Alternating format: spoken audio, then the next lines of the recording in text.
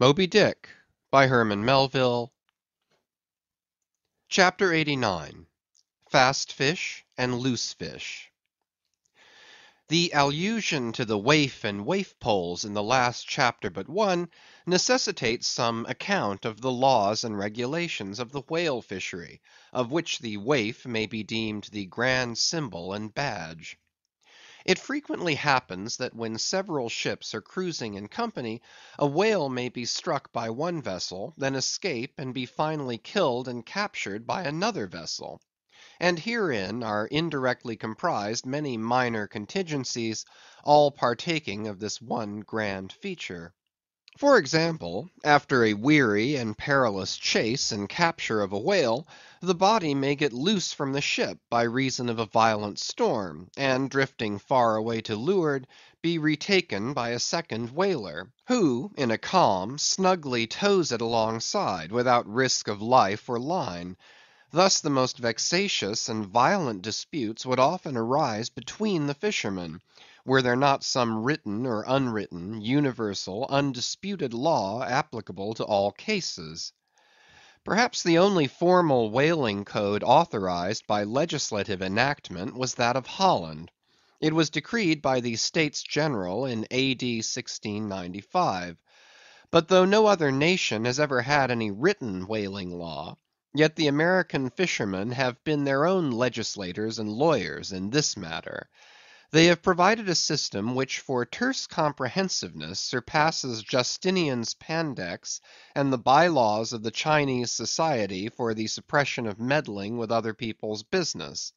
Yes, the laws might be engraven on a Queen Anne's farthing, or the barb of a harpoon, and worn round the neck, so small are they. 1. A fast fish belongs to the party fast to it. 2. A loose fish is fair game for anybody who can soonest catch it.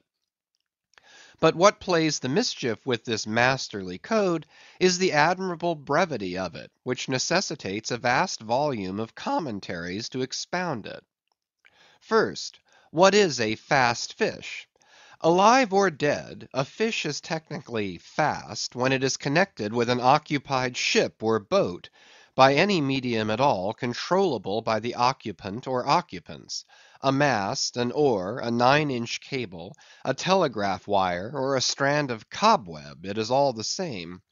Likewise, a fish is technically fast when it bears a waif, or any other recognized symbol of possession, so long as the party waifing it plainly evince their ability at any time to take it alongside, as well as their intention to do so. These are scientific commentaries, but the commentaries of the whalemen themselves sometimes consist in hard words and harder knocks, the Coke upon Littleton of the fist. True, among the more upright and honorable whalemen, allowances are always made for particular cases, where it would be an outrageous moral injustice for one party to claim possession of a whale previously chased or killed by another party. But others are by no means so scrupulous. Some 50 years ago there was a curious case of a whale trover litigated in England, wherein the plaintiffs set forth that after a hard chase of a whale in the northern seas, and when indeed they, the plaintiffs, had succeeded in harpooning the fish, they were at last, through peril of their lives, obliged to forsake not only their lines but their boat itself. Ultimately the defendants, the crew of another ship, came up with the whale, struck, killed, seized, and finally appropriated it before the very eyes of the plaintiffs; and when those defendants were remonstrated with, their captain snapped his fingers in the plaintiffs' teeth, and assured them that by way of doxology to the deed he had done, he would now retain their line, harpoons, and boat, which had remained attached to the whale at the time of the seizure. Wherefore the plaintiffs now sued for the recovery of the value of their whale, line, harpoons, and boat. Mr. Erskine was counsel for the defendants, Lord Ellenborough was the judge. In the course of the defence, the witty Erskine went on to illustrate his position by alluding to a recent Crim Con case, wherein a gentleman, after in vain trying to bridle his wife's viciousness, had at last abandoned her upon the seas of life, but in the course of years, repenting of that step, he instituted an action to recover possession of her. Erskine was on the other side, and he then supported it by saying that though the gentleman had originally harpooned the lady, and had once had her fast, and only by reason of the great stress of her plunging viciousness had at last abandoned her, yet abandon her he did, so that she became a loose fish; and therefore, when a subsequent gentleman re-harpooned her, the lady then became that subsequent gentleman's property, along with whatever harpoon might have been found sticking in her. Now, in the present case, Erskine contended that the examples of the whale and the lady were reciprocally illustrative of each other.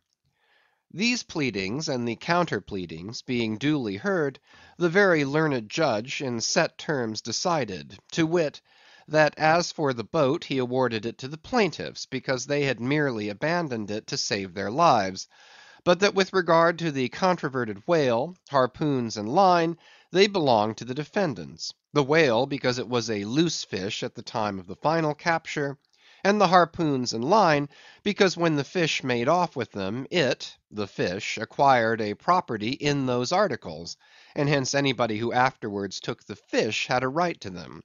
Now the defendants afterwards took the fish, ergo the aforesaid articles were theirs. A common man, looking at this decision of the very learned judge, might possibly object to it. But ploughed up to the primary rock of the matter, the two great principles laid down in the twin whaling laws previously quoted, and applied and elucidated by Lord Ellenborough in the above cited case, these two laws touching fast fish and loose fish, I say, will on reflection be found the fundamentals of all human jurisprudence; for notwithstanding its complicated tracery of sculpture, the temple of the law, like the temple of the Philistines, has but two props to stand on. Is it not a saying in every one's mouth, possession is half of the law; that is, regardless of how the thing came into possession?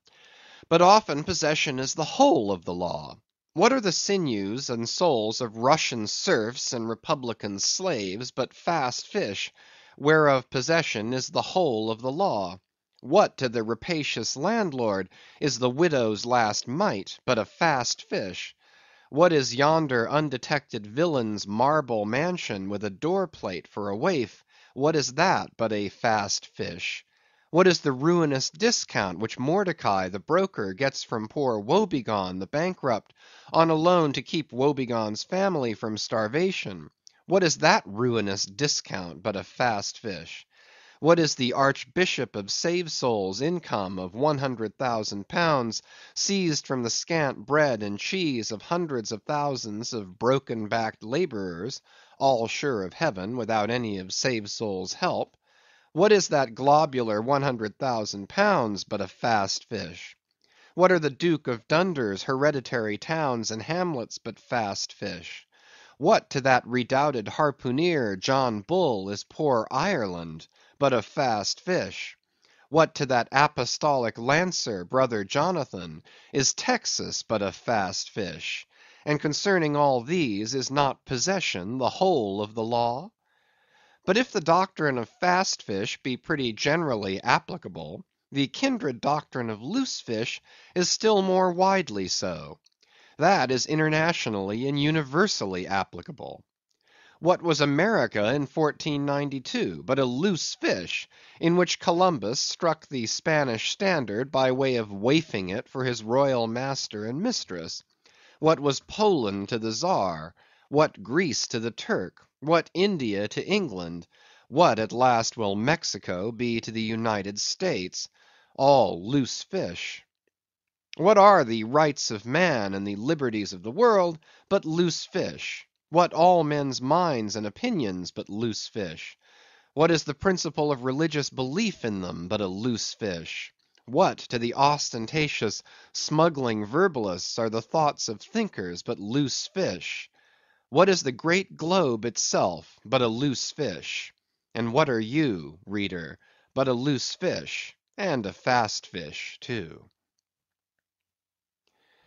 CHAPTER 90. Heads or Tails? De baleno vero sufficit, si rex habeat caput et regina caudam. Bracton, L3, C3.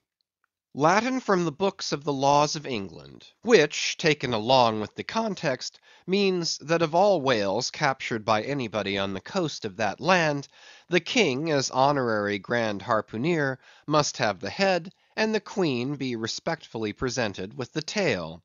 A division which in the whale is much like having an apple; there is no intermediate remainder.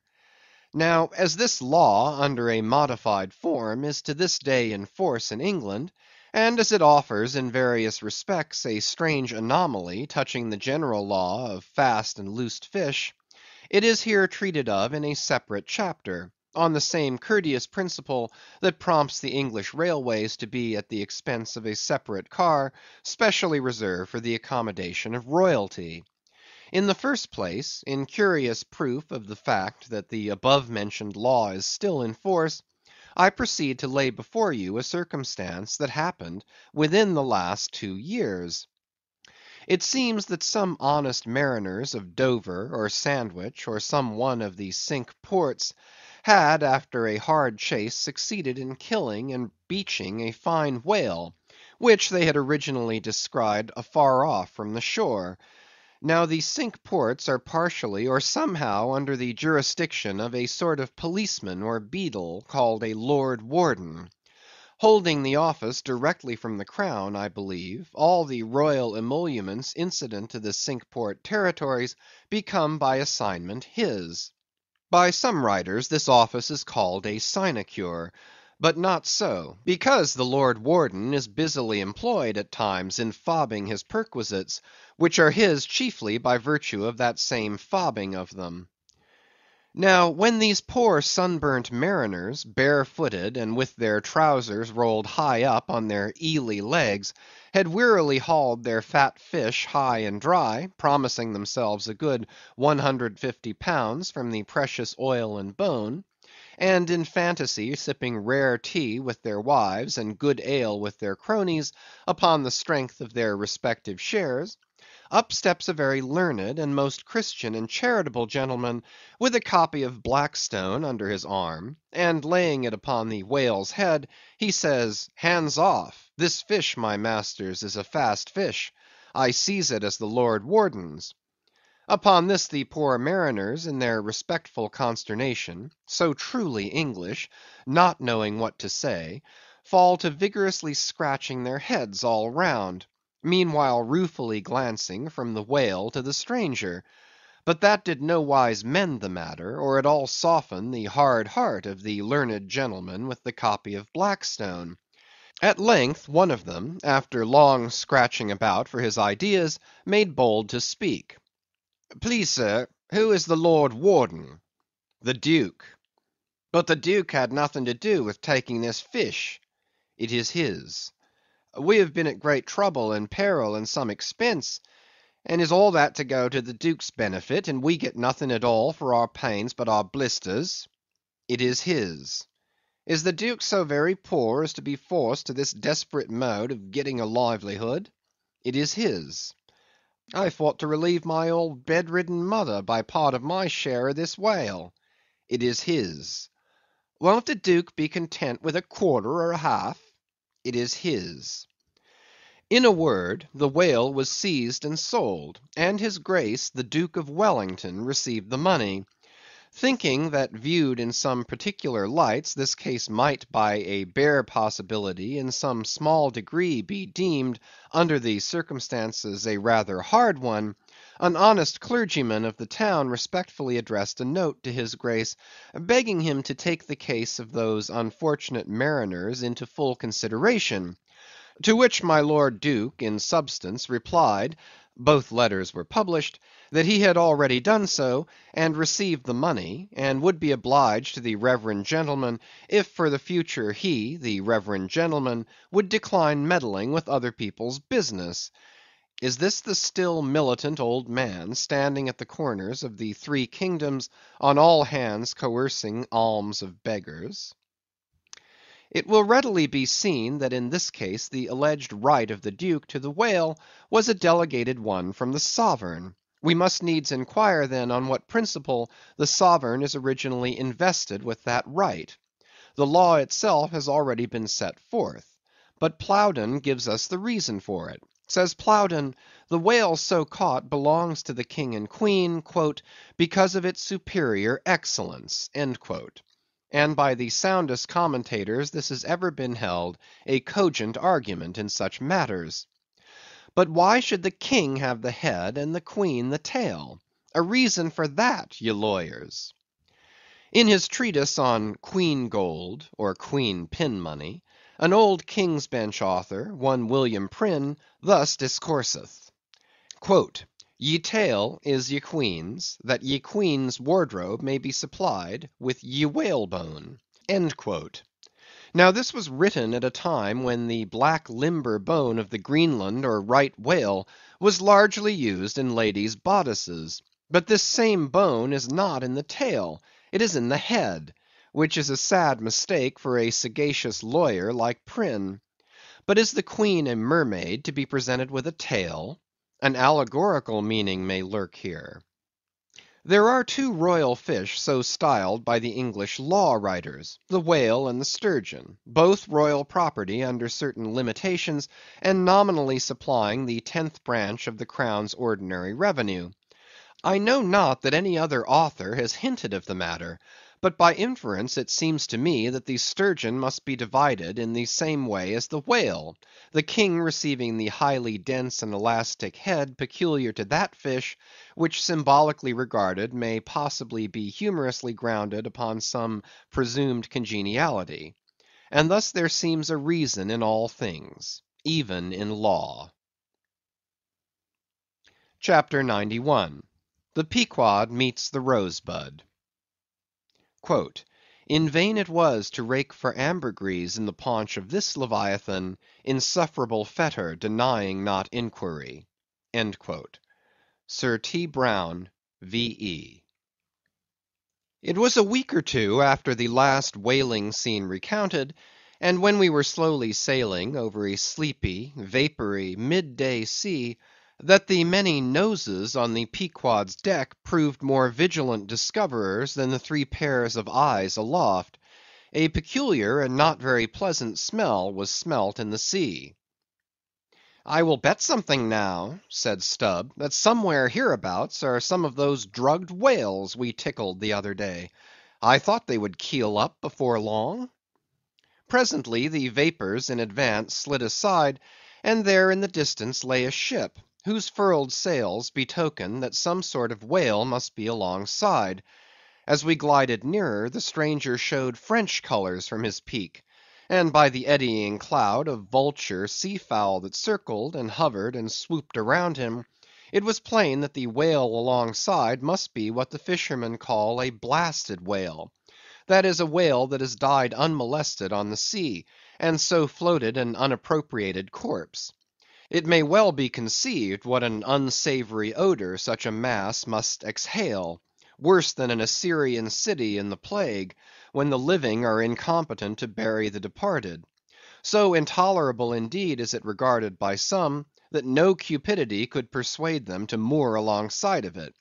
Yet are there those who will still do it, notwithstanding the fact that the oil obtained from such subjects is of a very inferior quality, and by no means of the nature of attar of rose. Coming still nearer with the expiring breeze, we saw that the Frenchman had a second whale alongside, and this second whale seemed even more of a nosegay than the first.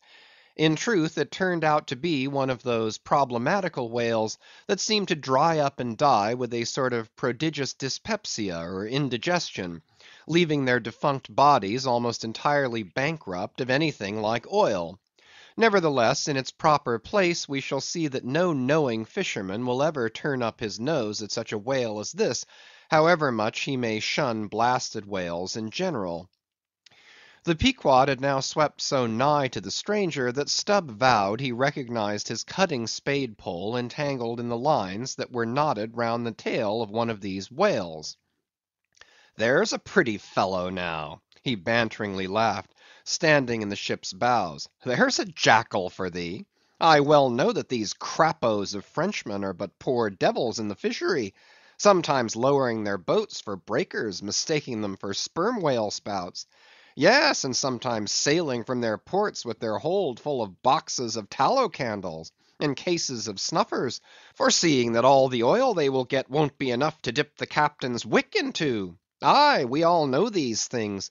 But look ye, here's a crapo that is content with our leavings; the drugged whale there, I mean. Aye, and is content too with scraping the dry bones of that other precious fish he has there. Poor devil! I say, pass round a hat, some one, and let's make him a present of a little oil for dear charity's sake.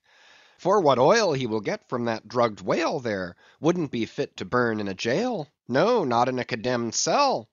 And as for the other whale, why, I'll agree to get more oil by chopping up and trying out these 3 masts of ours than he'll get from that bundle of bones. Though now that I think of it, it may contain something worth a good deal more than oil. Yes, ambergris. I wonder now if our old man has thought of that. It's worth trying. Yes, I'm for it. And so saying, he started for the quarter-deck. By this time the faint air had become a complete calm, so that whether or no, the Pequod was now fairly entrapped in the smell, with no hope of escaping except by its breezing up again. Issuing from the cabin, Stubb now called his boat's crew, and pulled off for the stranger. Drawing across her bow, he perceived that in accordance with the fanciful French taste, the upper part of her stem piece was carved in the likeness of a huge drooping stalk, was painted green, and for thorns had copper spikes projecting from it here and there, the whole terminating in a symmetrical folded bulb of a bright red color. Upon her headboards in large gilt letters he read Bouton de Rose, rose button or rose bud, and this was the romantic name of this aromatic ship. Though Stubb did not understand the bouton part of the inscription, yet the word rose and the bulbous figurehead put together sufficiently explained the whole to him. A wooden rosebud, eh? He cried with his hand to his nose. That will do very well. But how like all creation it smells! Now, in order to hold direct communication with the people on deck, he had to pull round the bows to the starboard side, and thus come close to the blasted whale, and so talk over it. Arrived then at this spot, with one hand still to his nose, he bawled, Bouton de Rose, ahoy! Are there any of you Bouton de Roses that speak English? Yes, rejoined a Guernsey man from the bulwarks, who turned out to be the chief mate. Well then, my Bouton de Rosebud, have you seen the white whale? What whale? The white whale. A sperm whale, Moby Dick. Have you seen him? Never heard of such a whale. Cachalot blanche? White whale? No. Very good then. Good-bye now, and I'll call again in a minute. Then rapidly pulling back towards the Pequod, and seeing Ahab leaning over the quarter-deck rail awaiting his report, he moulded his 2 hands into a trumpet and shouted, No, sir, no! Upon which Ahab retired, and Stubb returned to the Frenchman. He now perceived that the Guernsey man, who had just got into the chains, and was using a cutting spade, had slung his nose in a sort of bag. What's the matter with your nose there? Said Stubb. Broke it? I wish it were broken, or that I didn't have any nose at all, answered the Guernsey man, who did not seem to relish the job he was at very much. But what are you holding yours for? Oh, nothing. It's a wax nose. I have to hold it on. A fine day, ain't it? Air rather gardeny, I should say. Throw us a bunch of posies, will you, Bouton de Rose? What in the devil's name do you want here? Roared the Guernseyman, flying into a sudden passion. Oh, keep cool. Cool, yes, that's the word. Why don't you pack those whales in ice while you're working at 'em? But joking aside, though, do you know, Rosebud, that it's all nonsense trying to get any oil out of such whales? As for that dried up one, there, he hasn't a gill in his whole carcass. I know that well enough, but d'ye see, the captain here won't believe it. This is his first voyage. He was a cologne manufacturer before. But come aboard, and mayhap he'll believe you if he won't me, and so I'll get out of this dirty scrape." "Anything to oblige ye, my sweet and pleasant fellow," rejoined Stubb, and with that he soon mounted to the deck. There a queer scene presented itself. The sailors, in tasselled caps of red worsted, were getting the heavy tackles in readiness for the whales. But they worked rather slow, and talked very fast, and seemed in anything but a good humor. All their noses upwardly projected from their faces like so many jib booms. Now and then pairs of them would drop their work, and run up to the mast head to get some fresh air. Some, thinking they would catch the plague, dipped oakum in coal tar, and at intervals held it to their nostrils. Others, having broken the stems of their pipes almost short off at the bowl, were vigorously puffing tobacco smoke, so that it constantly filled their olfactories. Stubb was struck by a shower of outcries and anathemas proceeding from the captain's round house abaft, and looking in that direction saw a fiery face thrust from behind the door, which was held ajar from within. This was the tormented surgeon, who, after in vain remonstrating against the proceedings of the day, had betaken himself to the captain's round house, cabinet he called it, to avoid the pest, but still could not help yelling out his entreaties and indignations at times. Marking all this, Stubb argued well for his scheme, and turning to the Guernseyman, had a little chat with him, during which the stranger mate expressed his detestation of his captain as a conceited ignoramus, who had brought them all into so unsavory and unprofitable a pickle. Sounding him carefully, Stubb further perceived that the Guernseyman had not the slightest suspicion concerning the Ambergris. He therefore held his peace on that head, but otherwise was quite frank and confidential with him, so that the two quickly concocted a little plan for both circumventing and satirizing the captain, without his at all dreaming of distrusting their sincerity. According to this little plan of theirs, the Guernseyman, under cover of an interpreter's office, was to tell the captain what he pleased, but as coming from Stubb. And as for Stubb, he was to utter any nonsense that should come uppermost in him during the interview. By this time their destined victim appeared from his cabin. He was a small and dark, but rather delicate looking man for a sea captain, with large whiskers and moustache, however, and wore a red cotton velvet vest with watch seals at his side. To this gentleman, Stubb was now politely introduced by the Guernseyman, who at once ostentatiously put on the aspect of interpreting between them. "What shall I say to him first?" said he.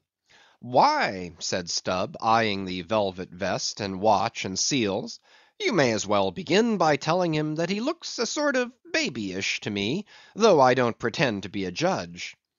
"He says, monsieur," said the Guernseyman in French, turning to his captain, "that only yesterday his ship spoke a vessel whose captain and chief mate, with 6 sailors, had all died of a fever caught from a blasted whale they had brought alongside." Upon this the captain started, and eagerly desired to know more. "What now?" said the Guernseyman to Stubb. "Why, since he takes it so easy, tell him that now I have eyed him carefully, I'm quite certain that he's no more fit to command a whale ship than a St. Jago monkey. In fact, tell him from me he's a baboon." "He vows and declares, monsieur, that the other whale, the dried one, is far more deadly than the blasted one. In fine, monsieur, he conjures us, as we value our lives, to cut loose from these fish." Instantly the captain ran forward, and in a loud voice commanded his crew to desist from hoisting the cutting tackles, and at once cast loose the cables and chains confining the whales to the ship. "What now?" said the Guernseyman, when the captain had returned to them. Why, let me see. Yes, you may as well tell him now that in fact, tell him I've diddled him, and, aside to himself, perhaps somebody else. He says, monsieur, that he's very happy to have been of any service to us. Hearing this, the captain vowed that they were the grateful parties, meaning himself and mate, and concluded by inviting Stubb down into his cabin to drink a bottle of Bordeaux. He wants you to take a glass of wine with him, said the interpreter. Thank him heartily, but tell him it's against my principles to drink with the man I've diddled. In fact, tell him I must go. He says, monsieur, that his principles won't admit of his drinking, but that if monsieur wants to live another day to drink, then monsieur had best drop all 4 boats and pull the ship away from these whales, for it's so calm they won't drift. By this time Stubb was over the side, and getting into his boat, hailed the Guernsey man to this effect: that having a long tow line in his boat, he would do what he could to help them, by pulling out the lighter whale of the 2 from the ship's side. While the Frenchmen's boats, then, were engaged in towing the ship one way, Stubb benevolently towed away at his whale the other way, ostentatiously slacking out a most unusually long tow line. Presently a breeze sprang up, Stubb feigned to cast off from the whale; hoisting his boats, the Frenchman soon increased his distance, while the Pequod slid in between him and Stubb's whale. Whereupon Stubb quickly pulled to the floating body, and hailing the Pequod to give notice of his intentions, at once proceeded to reap the fruit of his unrighteous cunning. Seizing his sharp boat spade, he commenced an excavation in the body, a little behind the side fin. You would almost have thought he was digging a cellar there in the sea; and when at length his spade struck against the gaunt ribs, it was like turning up old Roman tiles and pottery buried in fat English loam. His boat's crew were all in high excitement, eagerly helping their chief, and looking as anxious as gold hunters. And all the time numberless fowls were diving and ducking and screaming and yelling and fighting around them. Stubb was beginning to look disappointed, especially as the horrible nosegay increased, when suddenly from out the very heart of this plague there stole a faint stream of perfume, which flowed through the tide of bad smells without being absorbed by it, as one river will flow into and then along with another, without at all blending with it for a time. "I have it! I have it!" cried Stubb with delight, striking something in the subterranean regions. "A purse! A purse!" Dropping his spade, he thrust both hands in, and drew out handfuls of something that looked like ripe Windsor soap, or rich mottled old cheese, very unctuous and savory withal. You might easily dent it with your thumb. It is of a hue between yellow and ash color. And this, good friends, is ambergris, worth a gold guinea an ounce to any druggist. Some 6 handfuls were obtained, but more was unavoidably lost in the sea, and still more perhaps might have been secured, were it not for impatient Ahab's loud command to Stubb to desist, and come on board, else the ship would bid them good bye. End of chapters 89 to 91.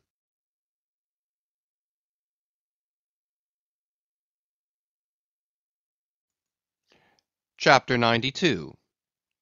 Ambergris. Now this ambergris is a very curious substance, and so important as an article of commerce, that in 1791 a certain Nantucket-born Captain Coffin was examined at the bar of the English House of Commons on the subject. For at that time, and indeed until a comparatively late day, the precise origin of ambergris remained, like amber itself, a problem to the learned. Though the word ambergris is but a French compound for grey amber, yet the 2 substances are quite distinct. For amber, though at times found on the sea coast, is also dug up in some far inland soils, whereas ambergris is never found except upon the sea.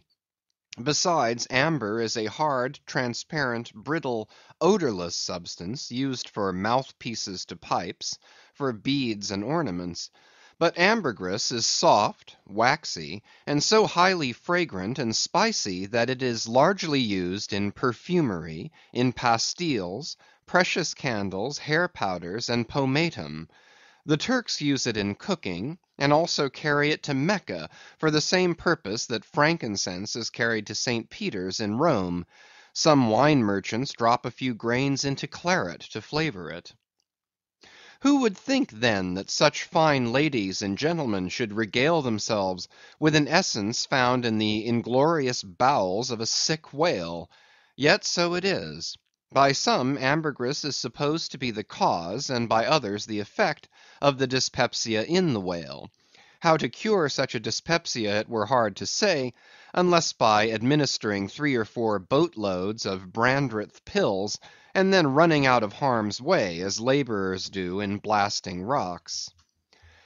I have forgotten to say that there were found in this ambergris certain hard, round, bony plates, which at first Stubb thought might be sailors' trousers buttons, but afterwards it turned out that they were nothing more than pieces of small squid bones embalmed in that manner. Now, that the incorruption of this most fragrant ambergris should be found in the heart of such decay, is this nothing? Bethink thee of that saying of St. Paul in Corinthians about corruption and incorruption, how that we are sown in dishonor but raised in glory; and likewise call to mind that saying of Paracelsus about what it is that maketh the best musk. Also forget not the strange fact that of all things of ill savor, cologne water in its rudimental manufacturing stages is the worst. I should like to conclude the chapter with the above appeal, but cannot, owing to my anxiety to repel a charge often made against whalemen, and which, in the estimation of some already biased minds, might be considered as indirectly substantiated by what has been said of the Frenchman's 2 whales. Elsewhere in this volume the slanderous aspersion has been disproved, that the vocation of whaling is throughout a slatternly, untidy business. But there is another thing to rebut. They hint that all whales always smell bad. Now how did this odious stigma originate? I opine that it is plainly traceable to the first arrival of the Greenland whaling ships in London, more than 2 centuries ago. Because those whalemen did not then, and do not now, try out their oil at sea as the southern ships have always done, but cutting up the fresh blubber into small bits, thrust it through the bungholes of large casks, and carry it home in that manner. The shortness of the season in those icy seas, and the sudden and violent storms to which they are exposed, forbidding any other course. The consequence is, that upon breaking into the hold, and unloading one of these whale cemeteries in the Greenland dock, a savor is given forth somewhat similar to that arising from excavating an old city graveyard for the foundations of a lying-in hospital.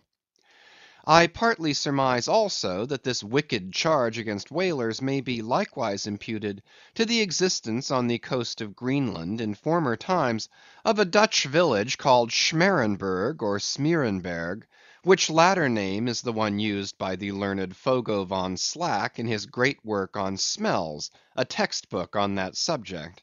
As its name imports, smere, fat, berg, to put up, this village was founded in order to afford a place for the blubber of the Dutch whale fleet to be tried out, without being taken home to Holland for that purpose. It was a collection of furnaces, fat kettles, and oil sheds, and when the works were in full operation certainly gave forth no very pleasant savor.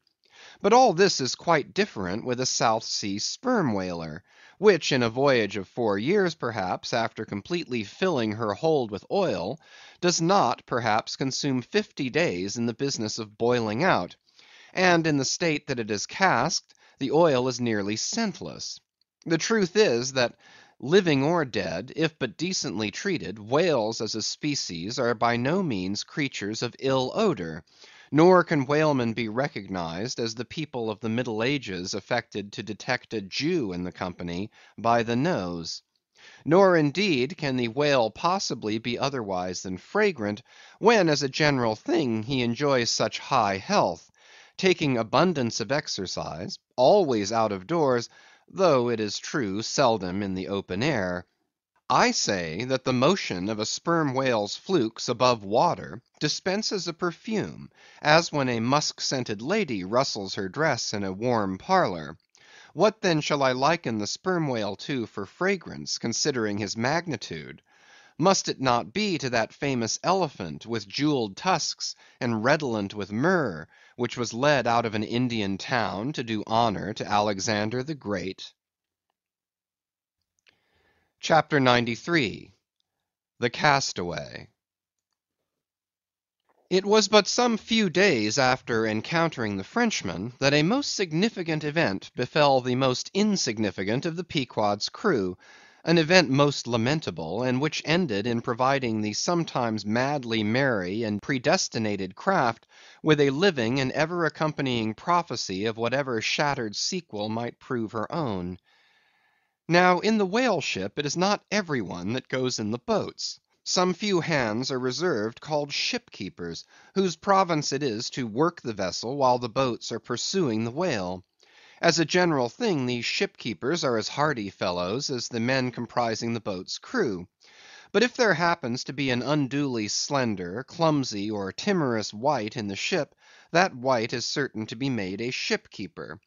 It was so in the Pequod with the little negro Pippin by nickname, Pip by abbreviation. Poor Pip! You have heard of him before; you must remember his tambourine on that dramatic midnight, so gloomy jolly.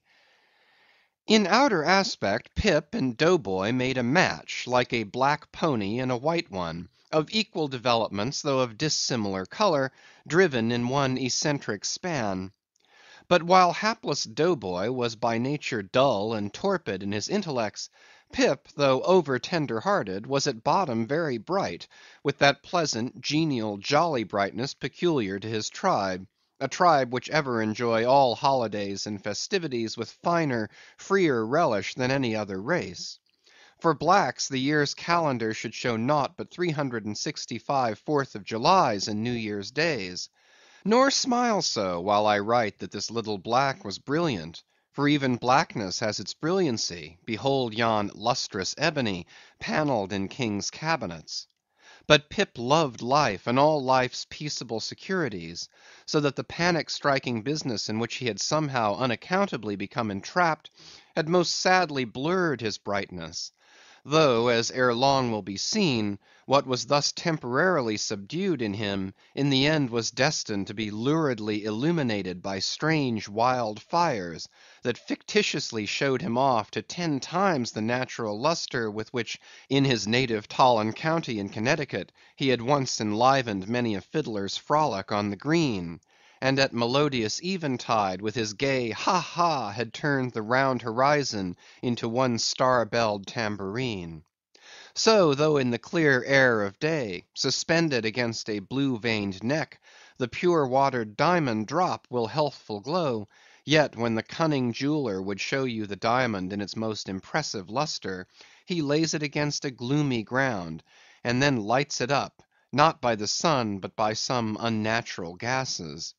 Then come out those fiery effulgences, infernally superb; then the evil blazing diamond, once the divinest symbol of the crystal skies, looks like some crown jewel stolen from the king of hell. But let us to the story.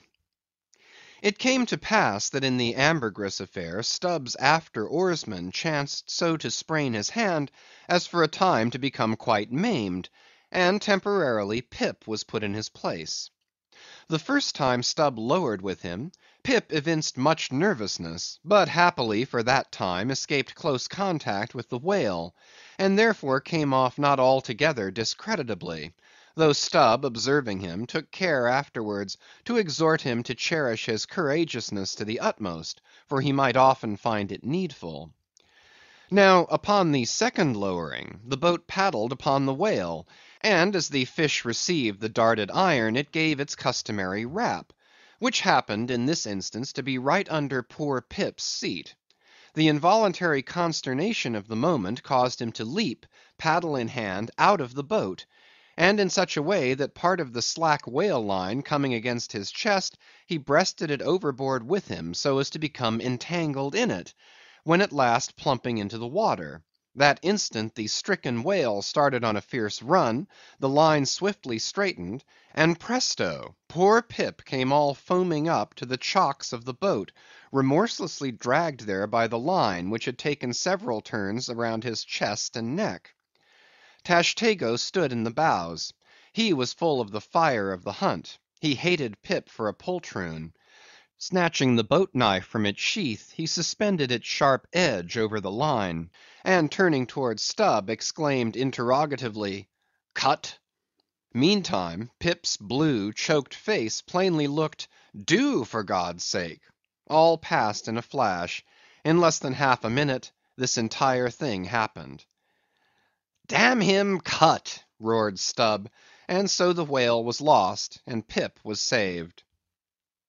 So soon as he recovered himself, the poor little negro was assailed by yells and execrations from the crew. Tranquilly permitting these irregular cursings to evaporate, Stubb then in a plain, business-like, but still half humorous manner, cursed Pip officially, and that done, unofficially gave him much wholesome advice. The substance was, never jump from a boat, Pip, except—but all the rest was indefinite, as the soundest advice ever is. Now, in general, stick to the boat is your true motto in whaling. But cases will sometimes happen when leap from the boat is still better. Moreover, as if perceiving at last that if he should give undiluted conscientious advice to Pip, he would be leaving him too wide a margin to jump in for the future, Stubb suddenly dropped all advice, and concluded with a peremptory command, "Stick to the boat, Pip, or by the Lord, I won't pick you up if you jump, mind that. We can't afford to lose whales by the likes of you. A whale would sell for 30 times what you would, Pip, in Alabama. Bear that in mind, and don't jump any more."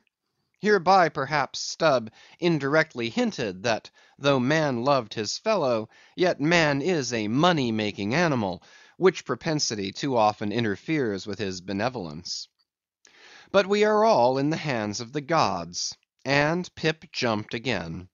It was under very similar circumstances to the first performance, but this time he did not breast out the line, and hence when the whale started to run, Pip was left behind on the sea, like a hurried traveller's trunk. Alas! Stubb was but too true to his word. It was a beautiful, bounteous blue day, the spangled sea calm and cool, and flatly stretching away, all round to the horizon, like gold beater's skin hammered out to the extremest. Bobbing up and down in that sea, Pip's ebon head showed like a head of cloves. No boat knife was lifted when he fell so rapidly astern. Stubb's inexorable back was turned upon him, and the whale was winged. In 3 minutes a whole mile of shoreless ocean was between Pip and Stubb. Out of the centre of the sea, poor Pip turned his crisp, curling, black head to the sun, another lonely castaway, though the loftiest and the brightest. Now, in calm weather, to swim in the open ocean is as easy to the practised swimmer as to ride in a spring carriage ashore; but the awful lonesomeness is intolerable. The intense concentration of self in the middle of such a heartless immensity, my God, who can tell it? Mark how when sailors in a dead calm bathe in the open sea, mark how closely they hug their ship, and only coast along her sides. But had Stubb really abandoned the poor little negro to his fate? No, he did not mean to, at least, because there were 2 boats in his wake, and he supposed no doubt that they would of course come up to Pip very quickly, and pick him up; though indeed such considerations towards oarsmen jeopardized through their own timidity is not always manifested by the hunters in all similar instances, and such instances not unfrequently occur.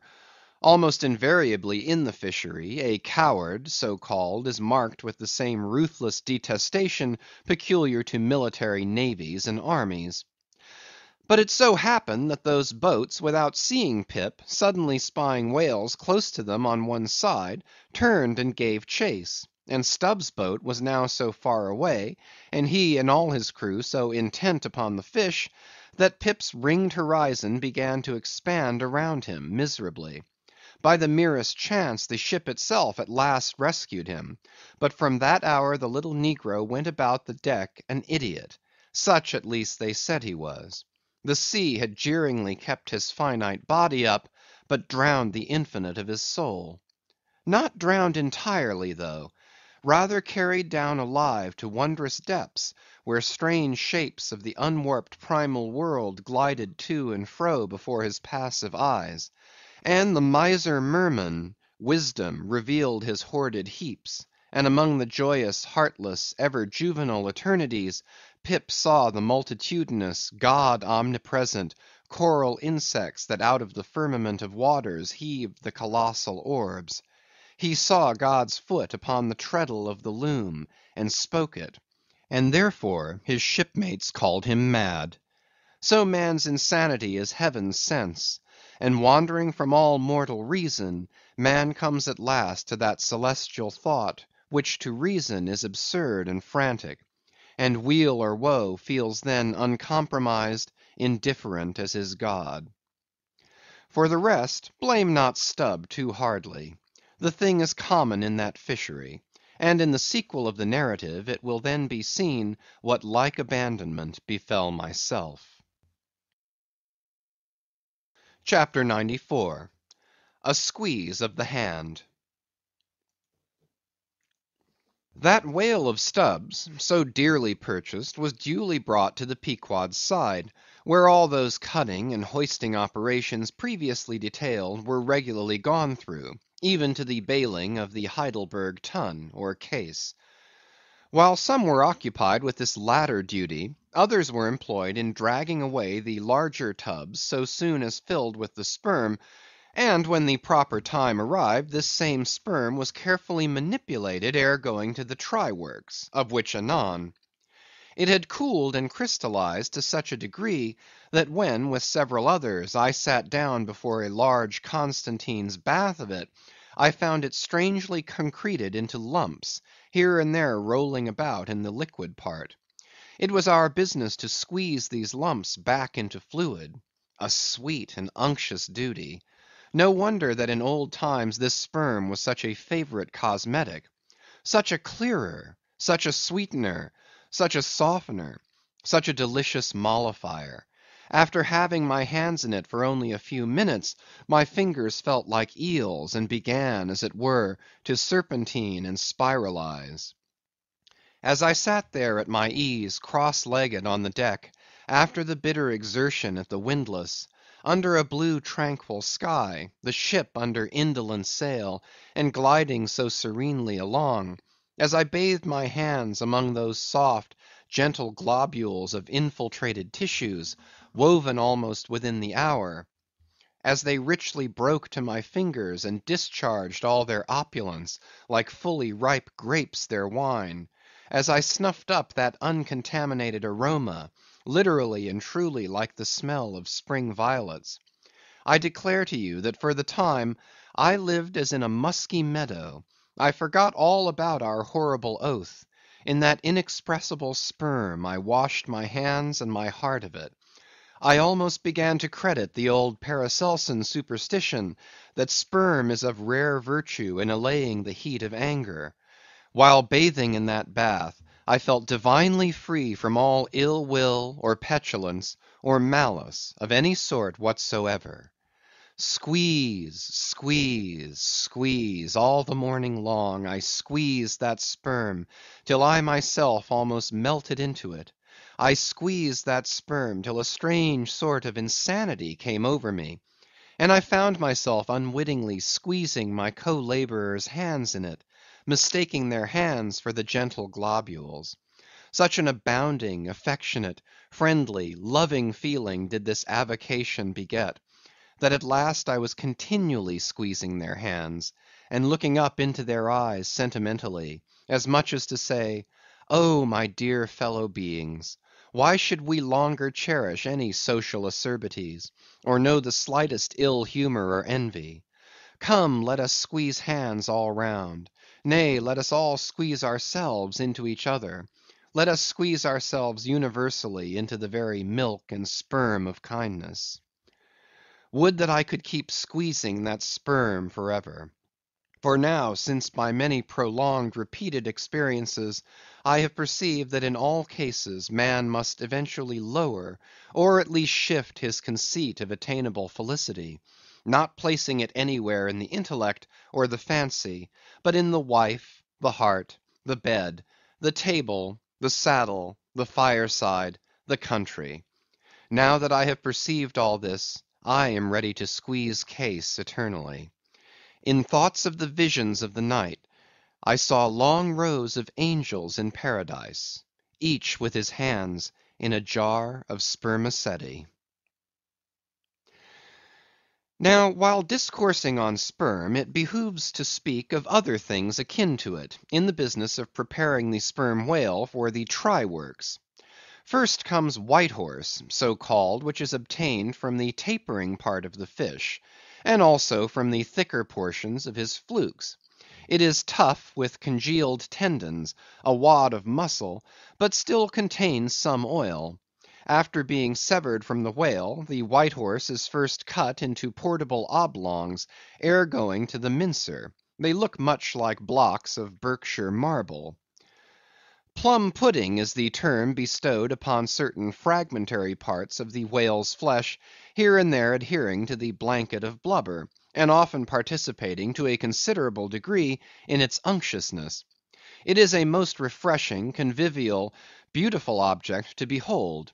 As its name imports, it is of an exceedingly rich mottled tint, with a bestreaked snowy and golden ground, dotted with spots of the deepest crimson and purple. It is plums of rubies in pictures of citron. Spite of reason, it is hard to keep yourself from eating it. I confess that once I stole behind the foremast to try it.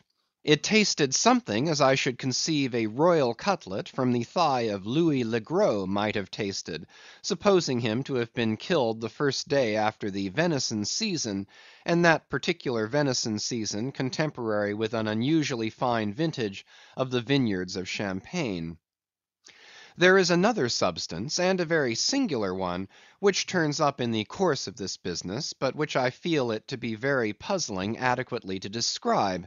It is called slobgollion, an appellation original with the whalemen, and even so is the nature of the substance. It is an ineffably oozy, stringy affair, most frequently found in the tubs of sperm, after a prolonged squeezing and subsequent decanting. I hold it to be the wondrously thin, ruptured membranes of the case, coalescing. Glurry, so called, is a term properly belonging to right whalemen, but sometimes incidentally used by the sperm fishermen. It designates the dark, glutinous substance which is scraped off the back of the Greenland or right whale, and much of which covers the decks of those inferior souls who hunt that ignoble leviathan. Nippers. Strictly this word is not indigenous to the whale's vocabulary, but as applied by whalemen it becomes so. A whaleman's nipper is the short firm strip of tendinous stuff cut from the tapering part of the leviathan's tail. It averages an inch in thickness, and for the rest is about the size of the iron part of a hoe. Edgewise moved along the oily deck, it operates like a leathern squilgee, and by nameless blandishments, as of magic, allures along with it all impurities. But to learn all about these recondite matters, your best way is at once to descend into the blubber room, and have a long talk with its inmates. This place has previously been mentioned as the receptacle for the blanket pieces when stripped and hoisted from the whale. When the proper time arrives for cutting up its contents, this apartment is a scene of terror to all tyros, especially by night. On one side, lit by a dull lantern, a space has been left clear for the workmen. They generally go in pairs, a pike and gaffman and a spademan. The whaling pike is similar to a frigate's boarding weapon of the same name. The gaff is something like a boat hook. With his gaff, the gaffman hooks on to a sheet of blubber, and strives to hold it from slipping as the ship pitches and lurches about. Meanwhile, the spademan stands on the sheet itself, perpendicularly chopping it into the portable horse pieces.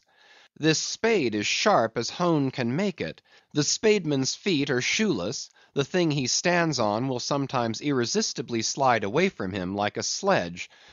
If he cuts off one of his own toes, or one of his assistants', would you be very much astonished? Toes are scarce among veteran blubber room men. CHAPTER 95. The Cassock. Had you stepped on board the Pequod at a certain juncture of this post-mortemizing of the whale, and had you strolled forward nigh the windlass, pretty sure am I that you would have scanned with no small curiosity a very strange enigmatical object, which you would have seen there lying along lengthwise in the lee scuppers. Not the wondrous cistern in the whale's huge head, not the prodigy of his unhinged lower jaw, not the miracle of his symmetrical tail, none of these would so surprise you as half a glimpse of that unaccountable cone, longer than a Kentuckian is tall, nigh a foot in diameter at the base, and jet black as Yojo, the ebony idol of Queequeg. And an idol indeed it is, or rather in old times its likeness was. Such an idol as that found in the secret groves of Queen Macha in Judea, and for worshipping which King Asa her son did depose her, and destroyed the idol, and burnt it for an abomination at the brook Kedron, as darkly set forth in the 15th chapter of the first book of Kings. Look at the sailor called the mincer, who now comes along, and assisted by two allies, heavily backs the grandissimus, as mariners call it, and with bowed shoulders staggers off with it as if he were a grenadier carrying a dead comrade from the field. Extending it upon the forecastle deck, he now proceeds cylindrically to remove its dark pelt, as an African hunter the pelt of a boa. This done, he turns the pelt inside out, like a pantaloon leg, gives it a good stretching so as almost to double its diameter, and at last hangs it, well spread, to the rigging to dry. Ere long it is taken down, when removing some 3 feet of it towards the pointed extremity, and then cutting 2 slits for armholes at the other end, he lengthwise slips himself bodily into it. The mincer now stands before you invested in the full canonicals of his calling. Immemorial to all his order, this investiture alone will adequately protect him while employed in the peculiar functions of his office. That office consists in mincing the horse pieces of blubber for the pots, an operation which is conducted at a curious wooden horse, planted endwise against the bulwarks, and with a capacious tub beneath it, into which the minced pieces drop, fast as the sheets from a rapt orator's desk. Arrayed in decent black, occupying a conspicuous pulpit, intent on Bible leaves, what a candidate for an archbishopric! What a lad for a pope, were this mincer! Footnote: Bible leaves! Bible leaves! This is the invariable cry from the mates to the mincer.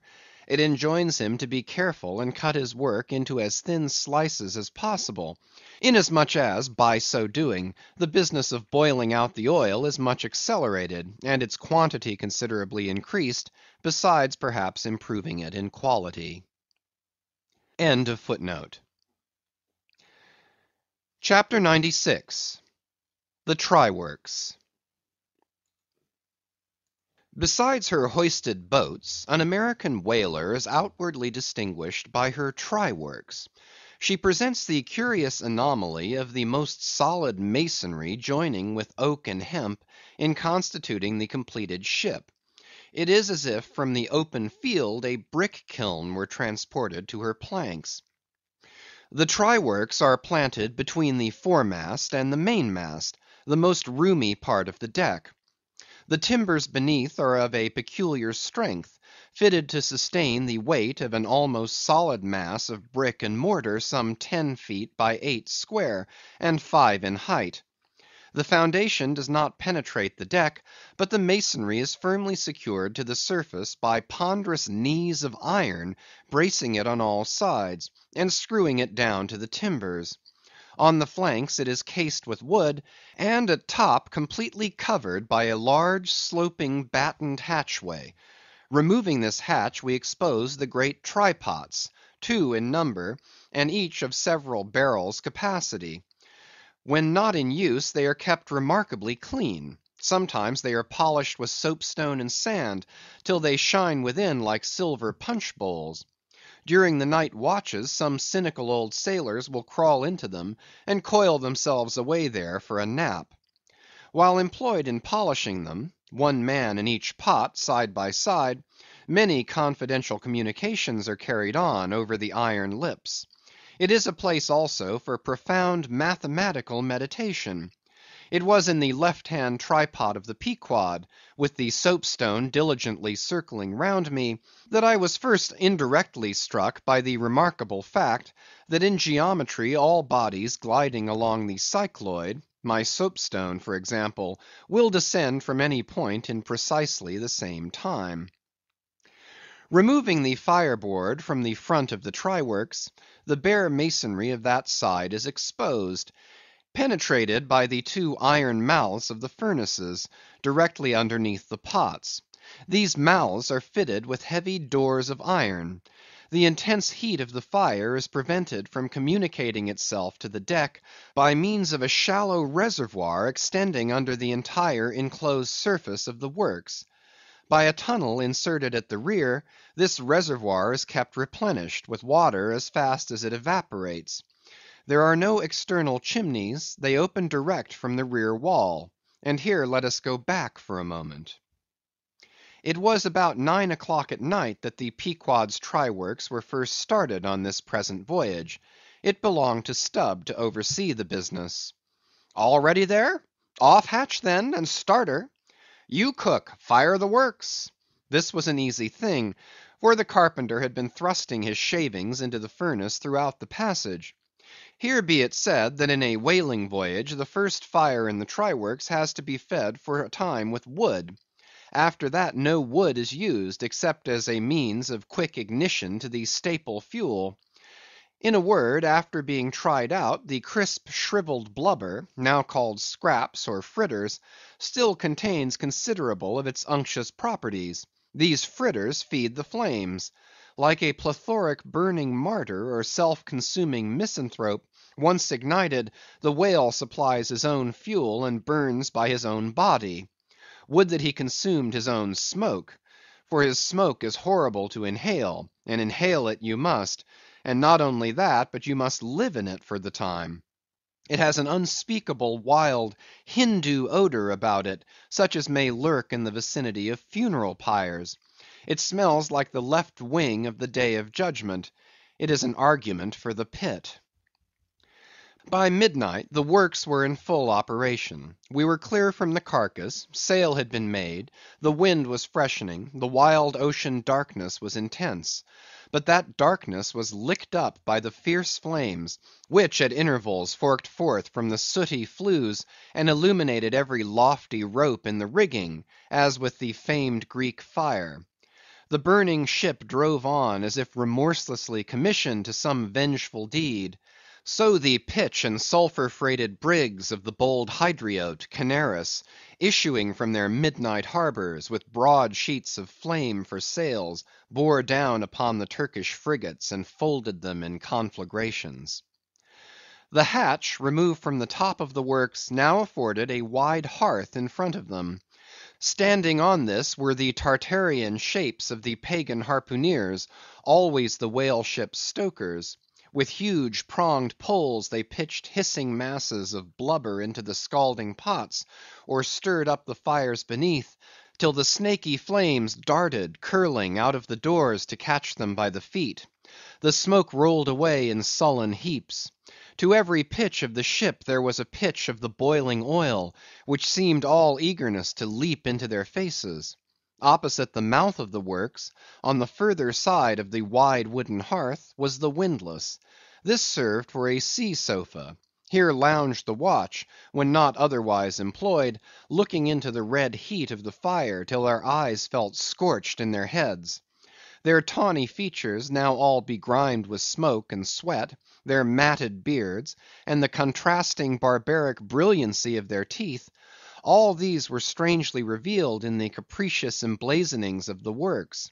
As they narrated to each other their unholy adventures, their tales of terror told in words of mirth, as their uncivilized laughter forked upwards out of them, like the flames from the furnace; as to and fro in their front the harpooneers wildly gesticulated with their huge pronged forks and dippers; as the wind howled on, and the sea leaped, and the ship groaned and dived, and yet steadfastly shot her red hell further and further into the blackness of the sea and the night, and scornfully champed the white bone in her mouth, and viciously spat round her on all sides; then the rushing Pequod, freighted with savages, and laden with fire, and burning a corpse, and plunging into that blackness of darkness, seemed the material counterpart of her monomaniac commander's soul. So seemed it to me, as I stood at her helm, and for long hours silently guided the way of this fire ship on the sea. Wrapped for that interval in darkness myself, I but the better saw the redness, the madness, the ghastliness of others. The continual sight of the fiend shapes before me, capering half in smoke and half in fire; these at last begat kindred visions in my soul, so soon as I began to yield to that unaccountable drowsiness which ever would come over me at a midnight helm.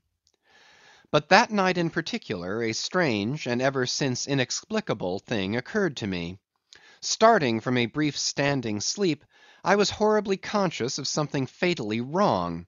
The jawbone tiller smote my side, which leaned against it; in my ears was the low hum of sails, just beginning to shake in the wind. I thought my eyes were open; I was half conscious of putting my fingers to the lids, and mechanically stretching them still further apart. But spite of all this, I could see no compass before me to steer by, though it seemed but a minute since I had been watching the card, by the steady binnacle lamp illuminating it. Nothing seemed before me but a jet gloom, now and then made ghastly by flashes of redness. Uppermost was the impression that whatever swift rushing thing I stood on was not so much bound to any haven ahead, as rushing from all havens astern.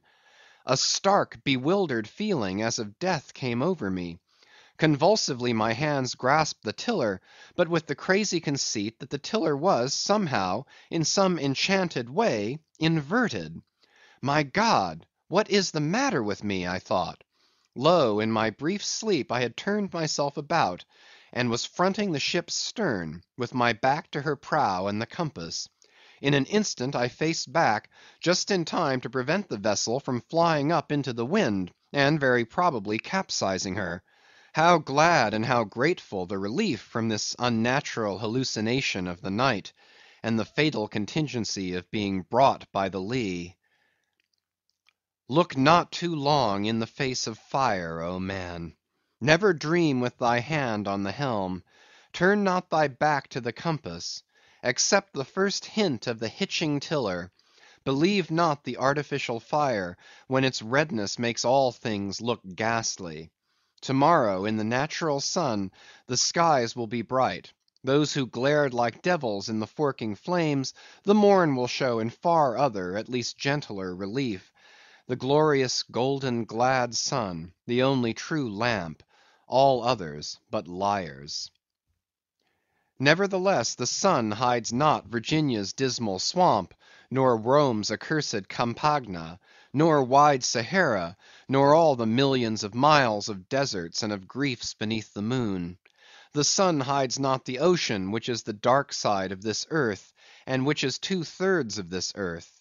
So, therefore, that mortal man who hath more of joy than sorrow in him, that mortal man cannot be true; not true, or undeveloped.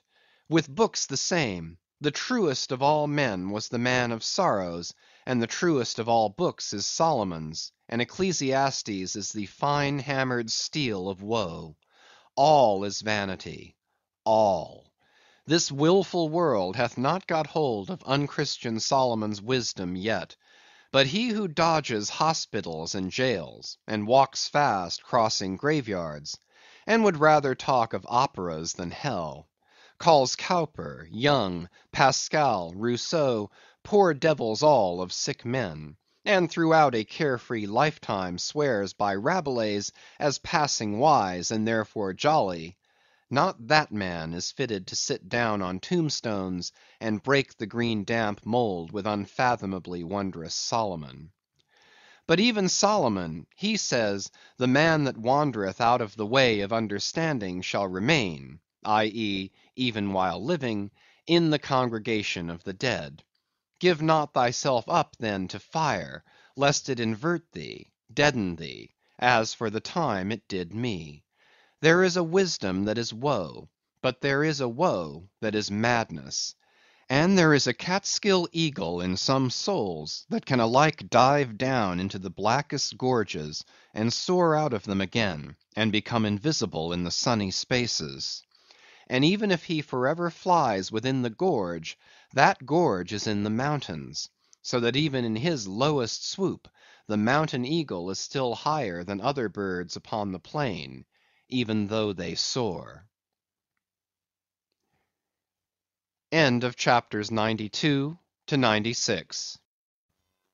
CHAPTER 97. The Lamp. Had you descended from the Pequod's triworks to the Pequod's forecastle, where the off-duty watch were sleeping, for one single moment you would have almost thought you were standing in some illuminated shrine of canonized kings and counsellors. There they lay in their triangular oaken vaults, each mariner a chiselled muteness, a score of lamps flashing upon his hooded eyes. In merchantmen, oil for the sailor is more scarce than the milk of queens. To dress in the dark, to eat in the dark, and stumble in darkness to his pallet, this is his usual lot. But the whaleman, as he seeks the food of light, so he lives in light. He makes his berth an Aladdin's lamp, and lays him down to it, so that in the pitchiest night the ship's black hull still houses an illumination. See with what entire freedom the whaleman takes his handful of lamps, often but old bottles and vials though, to the copper cooler at the triworks, and replenishes them there, as mugs of ale at a vat. He burns, too, the purest of oils, in its unmanufactured and therefore unvitiated state; a fluid unknown to solar, lunar, or astral contrivances ashore. It is as sweet as early grass butter in April. He goes and hunts for his oil, so as to be sure of its freshness and genuineness, even as the traveller on the prairie hunts up his own supper of game. CHAPTER 98. Stowing down and clearing up. Already it has been related how the great Leviathan is afar off descried from the masthead, how he is chased over the watery moors, and slaughtered in the valleys of the deep, how he is then towed alongside and beheaded, and how, on the principle which entitled the headsman of old to the garments in which the beheaded was killed, his great padded surtout becomes the property of his executioner; how in due time he is condemned to the pots, and like Shadrach, Meshach, and Abednego, his spermaceti, oil, and bone pass unscathed through the fire. But now it remains to conclude the last chapter of this part of the description by rehearsing, singing if I may, the romantic proceeding of decanting off his oil into the casks and striking them down into the hold, where once again Leviathan returns to his native profundities, sliding along beneath the surface as before, but alas, never more to rise and blow.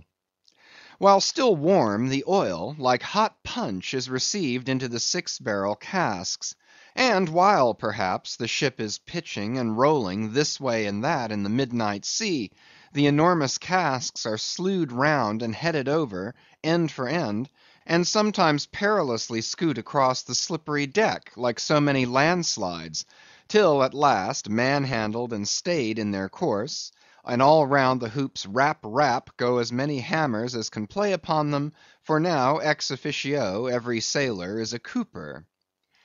At length, when the last pint is casked, and all is cool, then the great hatchways are unsealed, the bowels of the ship are thrown open, and down go the casks to their final rest in the sea.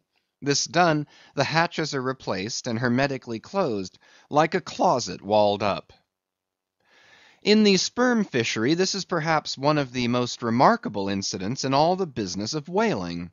One day the planks stream with freshets of blood and oil. On the sacred quarter deck enormous masses of the whale's head are profanely piled.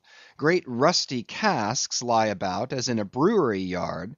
The smoke from the triworks has besooted all the bulwarks. The mariners go about suffused with unctuousness. The entire ship seems great Leviathan himself, while on all hands the din is deafening.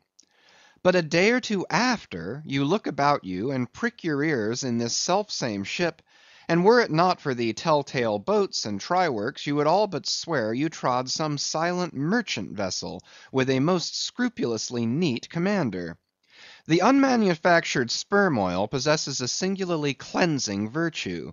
This is the reason why the decks never look so white as just after what they call an affair of oil. Besides, from the ashes of the burned scraps of the whale, a potent lye is readily made, and whenever any adhesiveness from the back of the whale remains clinging to the side, that lye quickly exterminates it.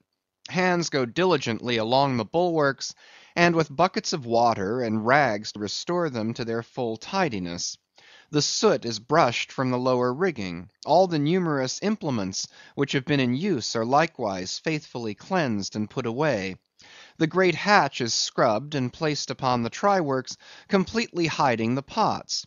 Every cask is out of sight, all tackles are coiled in unseen nooks, and when by the combined and simultaneous industry of almost the entire ship's company, the whole of this conscientious duty is at last concluded, then the crew themselves proceed to their own ablutions, shift themselves from top to toe, and finally issue to the immaculate deck, fresh and all aglow, as bridegroom new leaped from out of the daintiest Holland.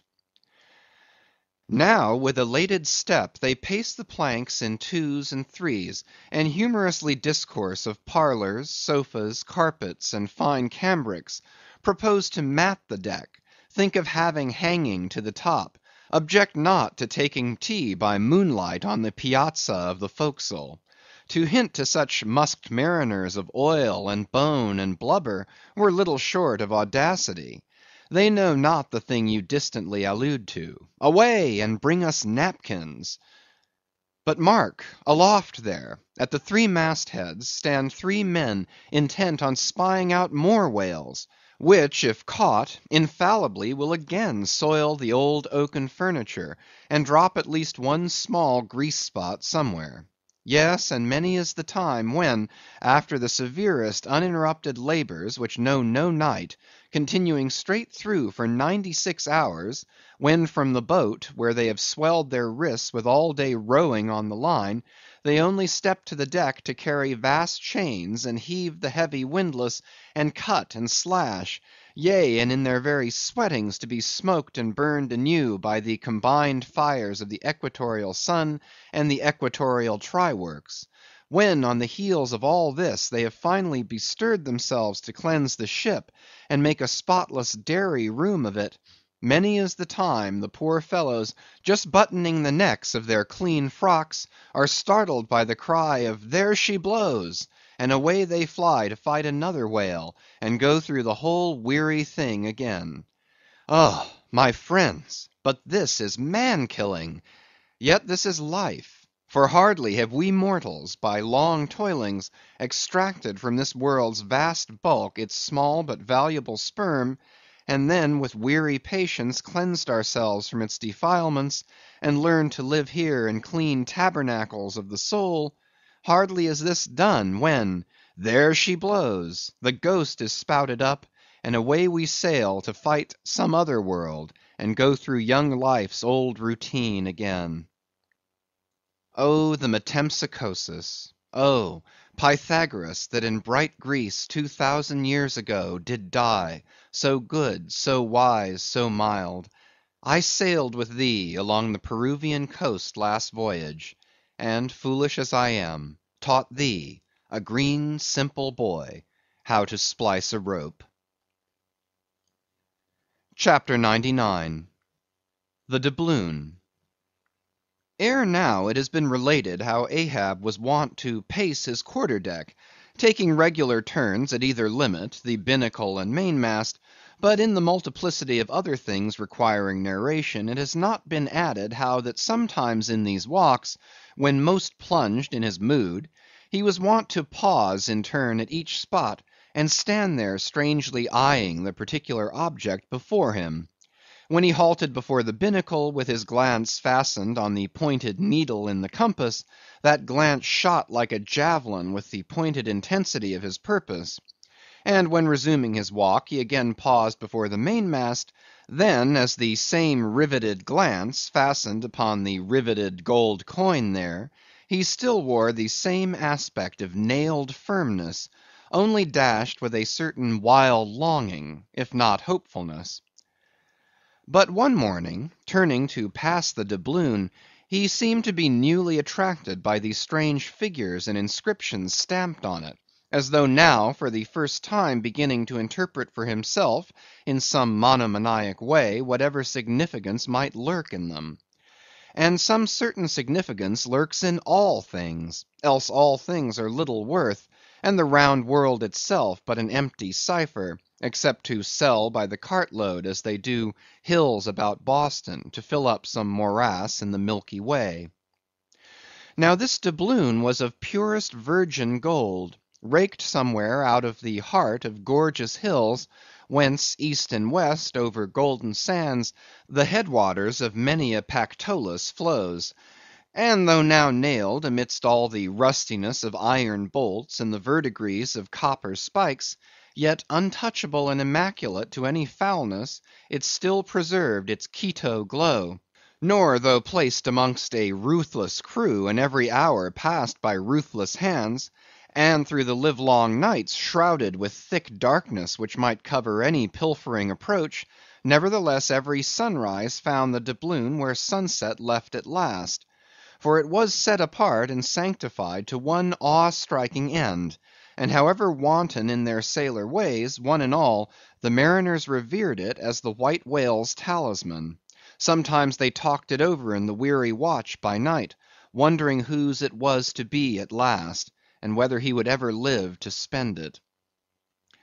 Now those noble golden coins of South America are as medals of the sun and tropic token pieces. Here palms, alpacas, and volcanoes, sun's discs and stars, ecliptics, horns of plenty, and rich banners waving, are in luxuriant profusion stamped, so that the precious gold seems almost to derive an added preciousness and enhancing glories by passing through those fancy mints, so Spanishly poetic. It so chanced that the doubloon of the Pequod was a most wealthy example of these things.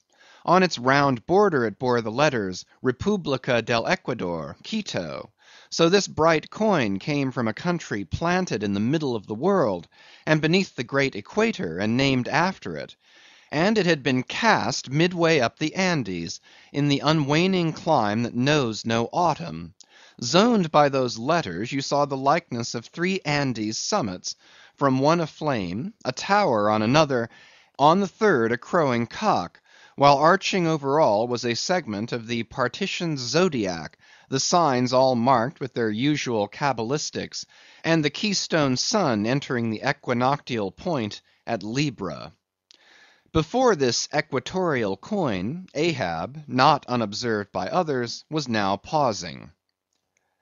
There's something ever egotistical in mountain tops and towers, and all other grand and lofty things. Look here, 3 peaks as proud as Lucifer. The firm tower, that is Ahab. The volcano, that is Ahab. The courageous, the undaunted, and victorious fowl, that too is Ahab. All are Ahab. And this round gold is but the image of the rounder globe, which, like the magician's glass, to each and every man in turn but mirrors back his own mysterious self. Great pains, small gains for those who ask the world to solve them. It cannot solve itself. Methinks now this coined sun wears a ruddy face. But see, aye, he enters the sign of storms. The equinox! And but 6 months before he wheeled out of a former equinox at Aries. From storm to storm. So be it then. Born in throes, it is fit that man should live in pains and die in pangs. So be it then. Here's stout stuff for woe to work on. So be it then. No fairy fingers can have pressed the gold, but the devil's claws must have left their mouldings there since yesterday, murmured Starbuck to himself, leaning against the bulwarks. The old man seems to read Belshazzar's awful writing. I have never marked the coin inspectingly. He goes below.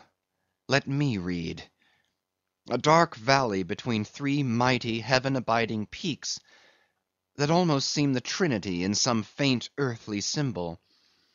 So in this vale of death God girds us round, and over all our gloom the sun of righteousness still shines a beacon and a hope. If we bend down our eyes, the dark veil shows her mouldy soil, but if we lift them, the bright sun meets our glance halfway to cheer. Yet oh, the great sun is no fixture. And if, at midnight, we would fain snatch some sweet solace from him, we gaze for him in vain. This coin speaks wisely, mildly, truly, but still sadly to me. I will quit it, lest truth shake me falsely. There now's the old Mogul, soliloquized Stubb by the triworks. He's been twigging it, and there goes Starbuck from the same, and both with faces which I should say might be somewhere within 9 fathoms long, and all from looking at a piece of gold, which did I have it now on Negro Hill or in Corlier's Hook, I'd not look at it very long ere spending it. Humph! In my poor insignificant opinion, I regard this as queer. I have seen doubloons before now in my voyagings, your doubloons of old Spain, your doubloons of Peru, your doubloons of Chile, your doubloons of Bolivia, your doubloons of Popayan, with plenty of gold moidores and pistoles, and joes and half-joes and quarter-joes. What should there then be in this doubloon of the equator that is so killing wonderful? By Golconda, let me read it once. Hallo! Here's signs and wonders truly. That now is what old Bowditch in his epitome calls the zodiac, and what my almanac below calls ditto. I'll get the almanac, and as I have heard devils can be raised with Daboll's arithmetic, I'll try my hand at raising a meaning out of these queer curvicues here with the Massachusetts calendar. Here's the book. Let's see now. Signs and wonders, and the sun, he's always among 'em. Hem, hem, hem. Here they are. Here they go, all alive. Aries, or the ram, Taurus, or the bull, and Jiminy. Here's Gemini himself, or the twins. Well, the sun he wheels among 'em. Aye, here on the coin, he's just crossing the threshold between 2 of the 12 sitting rooms all in a ring. Book, you lie there. The fact is, you books must know your places. You do to give us the bare words and facts, but we come in to supply the thoughts. That's my small experience, so far as the Massachusetts calendar, and Bowditch's navigator, and Daboll's arithmetic go. Signs and wonders, eh? Pity if there is nothing wonderful in signs and significant in wonders. There's a clue somewhere. Wait a bit. Hist! Hark! By Jove! I have it! Look you, doubloon! Your zodiac here is the life of man in one round chapter, and now I'll read it off, straight out of the book. Come, almanac. To begin, there's Aries, or the ram. Lecherous dog, he begets us. Then Taurus, or the bull, he bumps us the first thing. Then Gemini, or the twins, that is virtue and vice. We try to reach virtue, when lo, comes Cancer the crab, and drags us back. And here, going from virtue, Leo, a roaring lion, lies in the path. He gives a few fierce bites and surly dabs with his paw. We escape and hail Virgo, the virgin. That's our first love. We marry and think to be happy for aye, when pop comes Libra, or the scales. Happiness weighed and found wanting. And while we are very sad about that, Lord, how we suddenly jump, as Scorpio or the scorpion stings us in the rear. We are curing the wound, when whang come the arrows all around. Sagittarius, or the archer, is amusing himself. As we pluck out the shafts, stand aside. Here's the battering ram, Capricornus, or the goat. Full tilt he comes rushing, and headlong we are tossed, when Aquarius, or the water bearer, pours out his whole deluge and drowns us. And to wind up with Pisces, or the fishes, we sleep. There's a sermon now, writ in high heaven, and the sun goes through it every year, and yet comes out of it all alive and hearty. Jollily he, aloft there, wheels through toil and trouble, and so, alow here, does jolly Stubb. Ah, jolly's the word for aye. Adieu, doubloon. But stop, here comes little King Post. Dodge round the triworks, now, and let's hear what he'll have to say. There, he's before it. He'll out with something presently. So, he's beginning. I see nothing here but a round thing made of gold, and whoever raises a certain whale, this round thing belongs to him. So what's all this staring been about? It is worth $16, that's true, and at 2 cents the cigar, that's 960 cigars. I won't smoke dirty pipes like Stubb, but I like cigars, and here's 960 of them. So here goes Flask aloft to spy 'em out. Shall I call that wise or foolish now? If it be really wise, it has a foolish look to it. Yet if it be really foolish, then it has a sort of wise-ish look to it. But avast, here comes our old Manxman, the old hearse driver he must have been, that is, before he took to the sea. He luffs up before the doubloon, hallo, and goes round the other side of the mast. Why, there's a horseshoe nailed on that side. And now he's back again. What does that mean? Hark, he's muttering, voice like an old worn-out coffee-mill. Prick ears and listen. If the white whale be raised, it must be in a month and a day, when the sun stands in some one of these signs. I've studied signs, and know their marks. They were taught me 20 years ago by an old witch in Copenhagen. Now, in what sign will the sun then be? The horseshoe sign. For there it is, right opposite the gold. And what's the horseshoe sign? The lion is the horseshoe sign. The roaring and devouring lion. Ship, old ship, my old head shakes to think of thee. There's another rendering now. But still one text.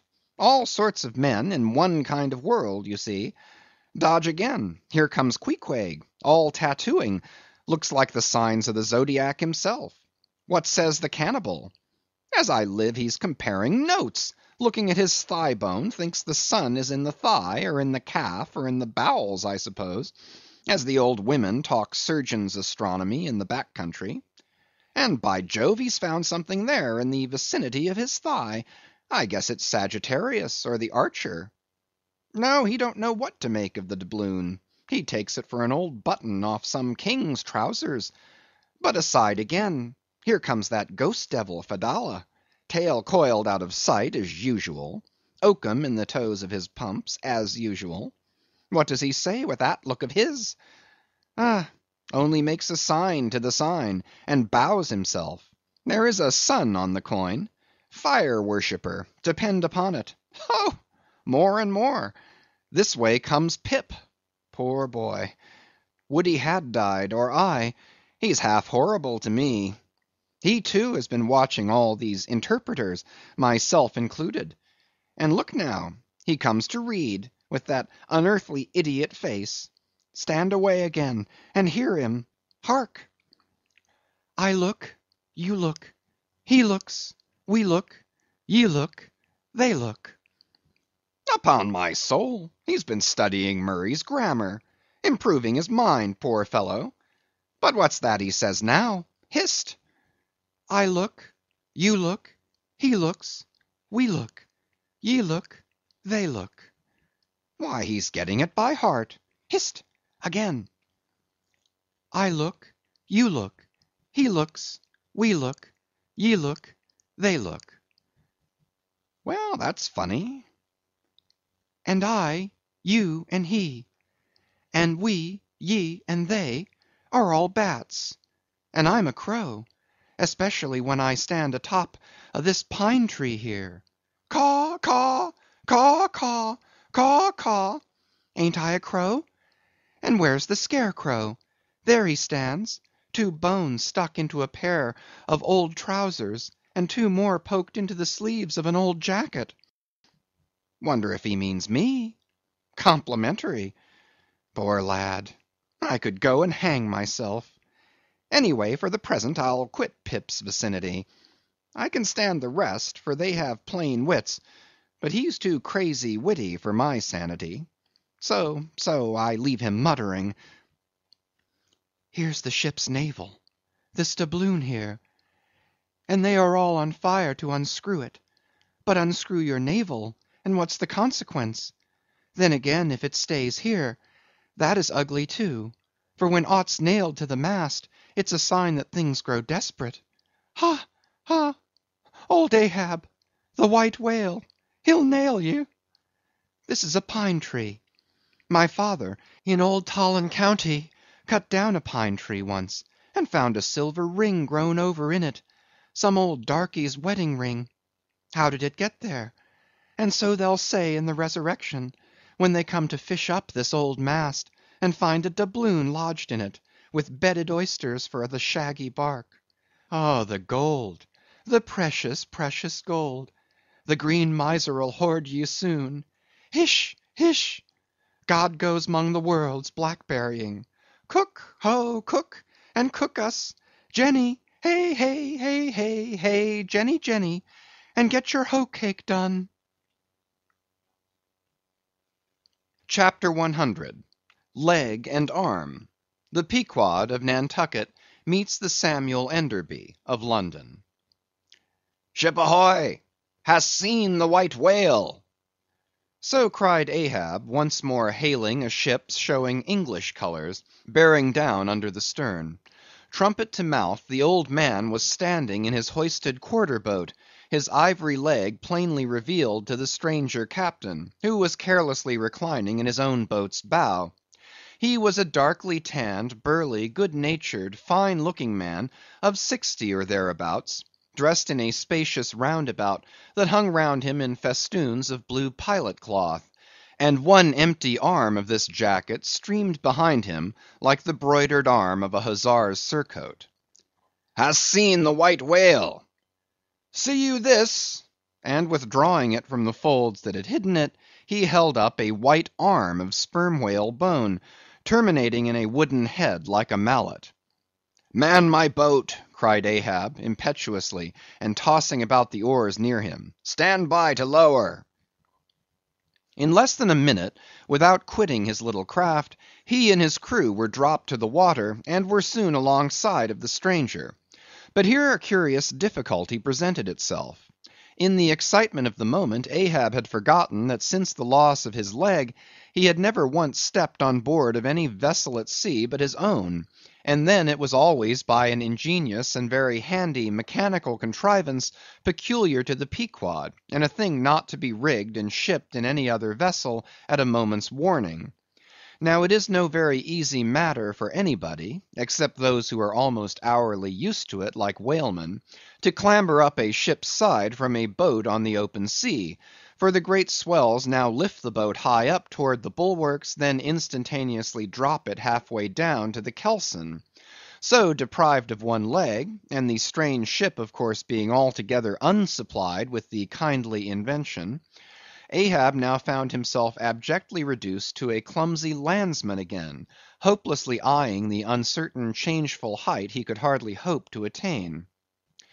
It has before been hinted, perhaps, that every little untoward circumstance that befell him, and which indirectly sprang from his luckless mishap, almost invariably irritated or exasperated Ahab. And in the present instance, all this was heightened by the sight of the 2 officers of the strange ship leaning over the side, by the perpendicular ladder of nailed cleats there, and swinging towards him a pair of tastefully ornamented man ropes, for at first they did not seem to bethink them that a one-legged man must be too much of a cripple to use their sea banisters. But this awkwardness only lasted a minute, because the strange captain, observing at a glance how affairs stood, cried out, "I see, I see! Avast heaving there! Jump, boys, and swing over the cutting tackle!" As good luck would have it, they had had a whale alongside a day or two previous, and the great tackles were still aloft, and the massive curved blubber hook, now clean and dry, was still attached to the end. This was quickly lowered to Ahab, who, at once comprehending it all, slid his solitary thigh into the curve of the hook (it was like sitting in the fluke of an anchor or the crotch of an apple tree), and then giving the word, held himself fast, and at the same time also helped to hoist his own weight by pulling hand over hand upon one of the running parts of the tackle. Soon he was carefully swung inside the high bulwarks, and gently landed upon the capstan head. With his ivory arm frankly thrust forth in welcome, the other captain advanced, and Ahab, putting out his ivory leg, and crossing the ivory arm, like two swordfish blades, cried out in his walrus way, "Aye, aye, hearty! Let us shake bones together, an arm and a leg. An arm that never can shrink, d'ye see, and a leg that never can run. Where didst thou see the white whale? How long ago?" "The white whale," said the Englishman, pointing his ivory arm towards the east, and taking a rueful sight along it, as if it had been a telescope. "There I saw him, on the line, last season." "And he took that arm off, did he?" asked Ahab, now sliding down from the capstan, and resting on the Englishman's shoulder as he did so. "Aye, he was the cause of it at least. And that leg too?" "Spin me the yarn," said Ahab. "How was it?" "It was the first time in my life that I ever cruised on the line," began the Englishman. "I was ignorant of the white whale at that time. Well, one day we lowered for a pod of 4 or 5 whales, and my boat fastened to one of them.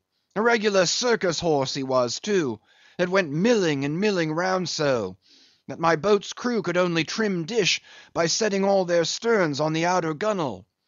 Presently up breaches from the bottom of the sea a bouncing great whale, with a milky white head and hump, all crow's feet and wrinkles." "It was he! It was he!" cried Ahab, suddenly letting out his suspended breath.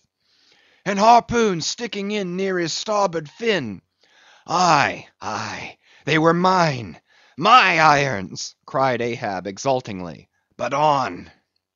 "Give me a chance, then," said the Englishman good-humouredly. "Well, this old great-grandfather, with a white head and hump, runs all afoam into the pod, and goes to snapping furiously at my fast line." "Aye, I see. Wanted to part it, free the fast fish. An old trick. I know him." "How it was exactly," continued the one-armed commander, "I do not know, but in biting the line it got foul of his teeth. Caught there somehow, but we didn't know it then, so that when we afterwards pulled on the line, bounce we came plump onto his hump, instead of the other whales that went off to windward, all fluking. Seeing how matters stood, and what a noble great whale it was, the noblest and biggest I ever saw, sir, in my life, I resolved to capture him, in spite of the boiling rage he seemed to be in, and thinking the haphazard line would get loose, or the tooth it was tangled to might draw, for I have a devil of a boat's crew for a pull on a whale line.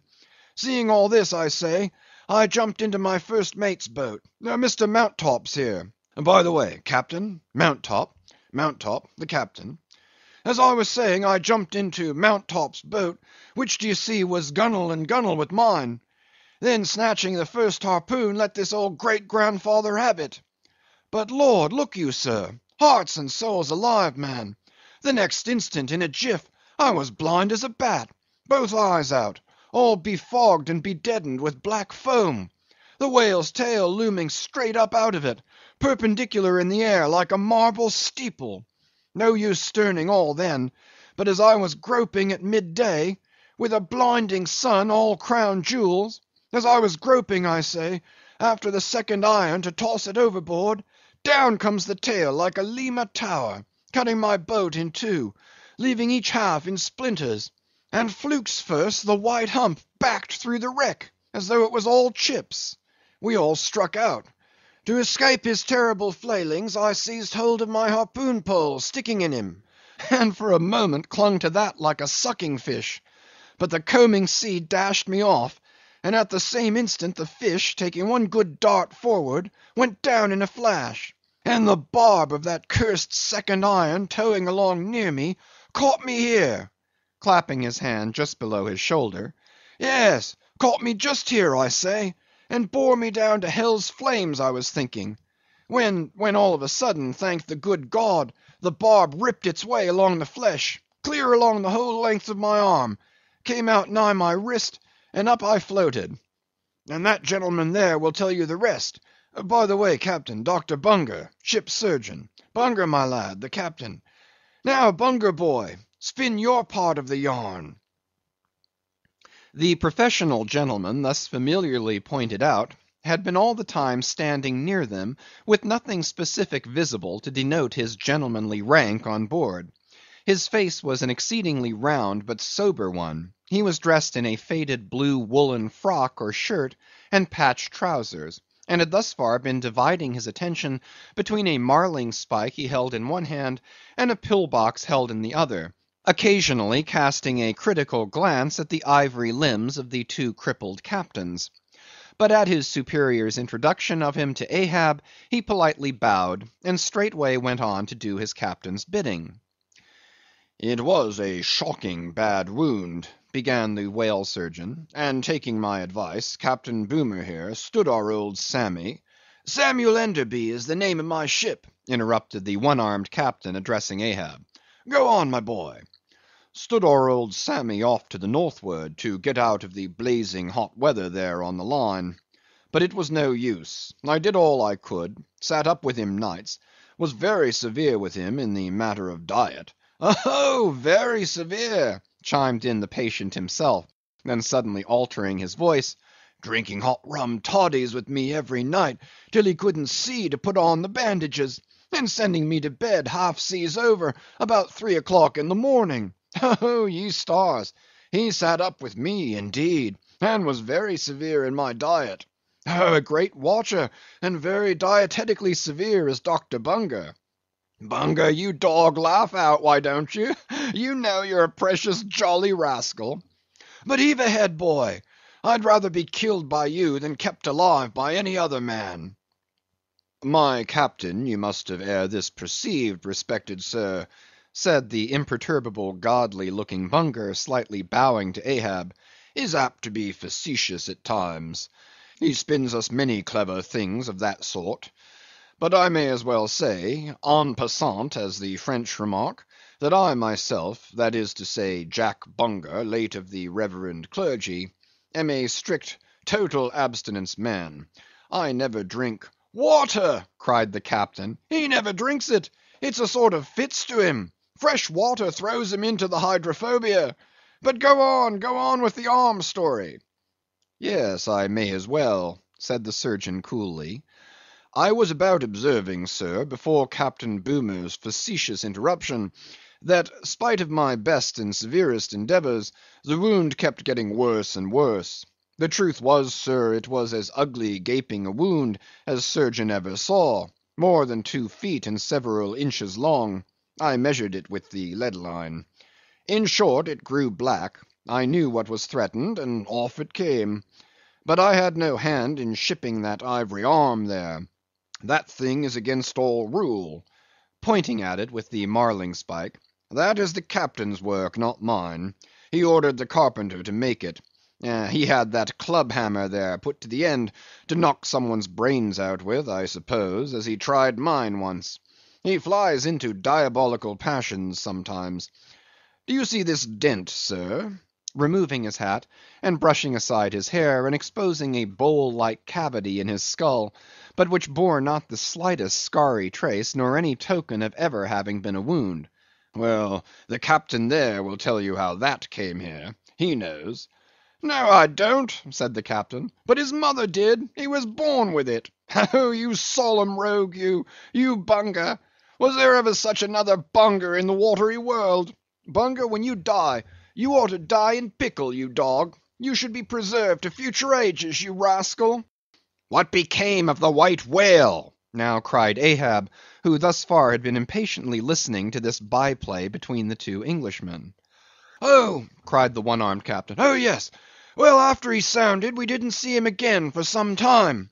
In fact, as I before hinted, I didn't then know what whale it was that had served me such a trick, till some time afterwards, when coming back to the line, we heard about Moby Dick, as some call him, and then I knew it was he.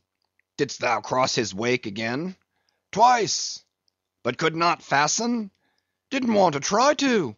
Ain't one limb enough? What should I do without this other arm? And I'm thinking Moby Dick doesn't bite so much as he swallows. Well then, interrupted Bunger, give him your left arm for bait to get the right. Do you know, gentlemen, very gravely and mathematically bowing to each captain in succession, do you know, gentlemen, that the digestive organs of the whale are so inscrutably constructed by divine providence, that it is quite impossible for him to completely digest even a man's arm? And he knows it too. So that what you take for the white whale's malice is only his awkwardness. For he never means to swallow a single limb, he only thinks to terrify by feints. But sometimes he is like the old juggling fellow, formerly a patient of mine in Ceylon, that making believe to swallow jackknives, once upon a time let one drop into him in good earnest, and there it stayed for a 12-month or more, when I gave him an emetic, and he heaved it up in small tacks, d'ye see. No possible way for him to digest that jackknife and fully incorporate it into his general bodily system. Yes, Captain Boomer, if you are quick enough about it, and have a mind to pawn one arm for the sake of the privilege of giving a decent burial to the other, why, in that case, the arm is yours. Only let the whale have another chance at you shortly, that's all. No thank you, Bunger, said the English captain. He's welcome to the arm he has, since I can't help it, and didn't know him then, but not to the other one. No more white whales for me. I've lowered for him once, and that has satisfied me. There would be great glory in killing him, I know that. And there is a shipload of precious sperm in him. But hark ye, he's best let alone. Don't you think so, Captain? Glancing at the ivory leg. He is, but he will still be hunted for all that. What's best let alone? That accursed thing is not always what least allures. He's all a magnet. How long since thou saw him last? Which way heading? Bless my soul, and curse the foul fiends, cried Bunger, stoopingly walking round Ahab, and like a dog strangely snuffing. This man's blood! Bring the thermometer! It's at the boiling point! His pulse makes these planks beat! Sir! Taking a lancet from his pocket, and drawing near to Ahab's arm. Avast! roared Ahab, dashing him against the bulwarks. Man the boat! Which way heading? Good God! cried the English captain, to whom the question was put. What's the matter? He was heading east, I think. Is your captain crazy? Whispering Fedallah. But Fedallah, putting a finger on his lips, slid over the bulwark to take the boat's steering oar, and Ahab, swinging the cutting tackle towards him, commanded the ship's sailors to stand by to lower. In a moment he was standing in the boat's stern, and the Manila men were springing to their oars.